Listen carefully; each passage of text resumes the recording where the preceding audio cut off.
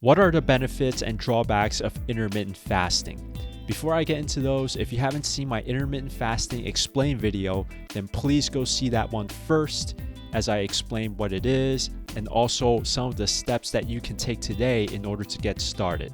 All right, without further ado, let's get right into it. Let's start off with the pros and benefits first. Number one is that it might improve brain health. There's evidence showing that fasting may be able to slow down brain cell aging as well as preserve neurons. Fasting may also stimulate neuroplasticity, which is the brain's ability to form new connections and new neural pathways, which is going to translate into us being able to learn and acquire new skills and abilities. Pro number two is that intermittent fasting may be able to reduce cancer risk. It can cut down the supply of energy and resources that are required for cellular growth, and it's going to negatively impact cancer growth. There's also evidence showing that fasting can reduce the expression of cancer-causing genes.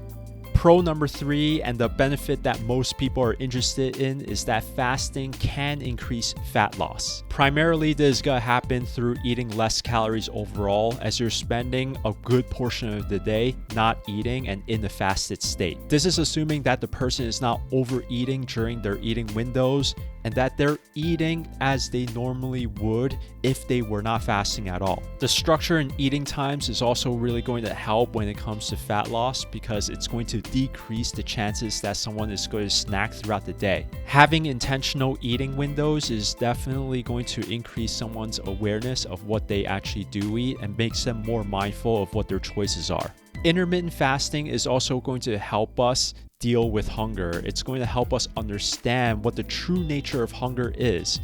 Many people may misinterpret hunger as something that continually gets worse as you don't eat, but in reality, hunger comes and goes like waves. When we have the opportunity to sit with our hunger and become comfortable with it, we find that it's not going to be that bad at all, and it's actually going to go away, and when it does return, it's not going to feel as bad. Having this improved relationship with hunger is definitely going to aid someone in their fat loss journey. Pro number four is that intermittent fasting may slow down aging and it may slow down cell deterioration. It can help increase two very important processes in the body. Number one is apoptosis. This refers to programmed cell death. As a cell reaches the end of its life cycle, it's very important that it dies off on its own and that it gets flushed out of the system. If a cell reaches the end of its life cycle and it refuses to die and it remains within the body, then it can cause a lot of problems. It also leads to some of the negative effects of aging.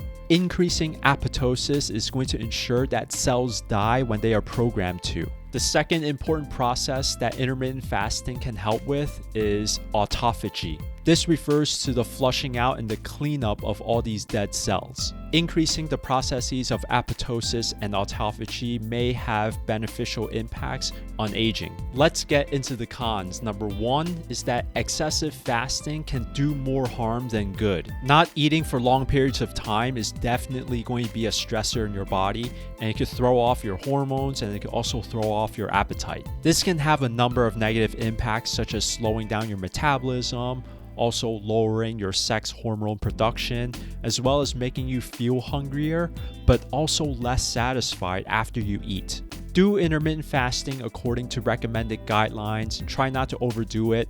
Pay attention to your body, and if you're experiencing any negative effects to your mood, as well as to your energy levels and to your physical activity performance, then it may be a sign that you may need to tone down on the fasting.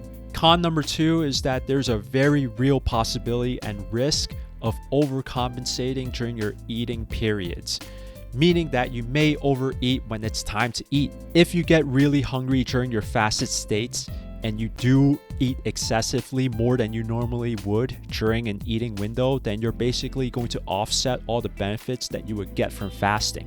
This is especially true when it comes to weight loss and body recomposition. If you're eating more calories than you normally would because you feel so hungry after a fast, then essentially you're going to be putting on weight by intermittent fasting. One of the reasons why people recommend against skipping meals is because it may give rise to other unhealthy eating behaviors down the line.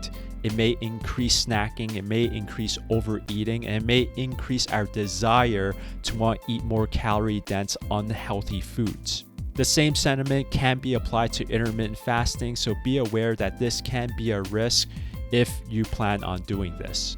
Con number 3 is that intermittent fasting can decrease exercise performance. It really depends on what time of day that you choose to do your workout.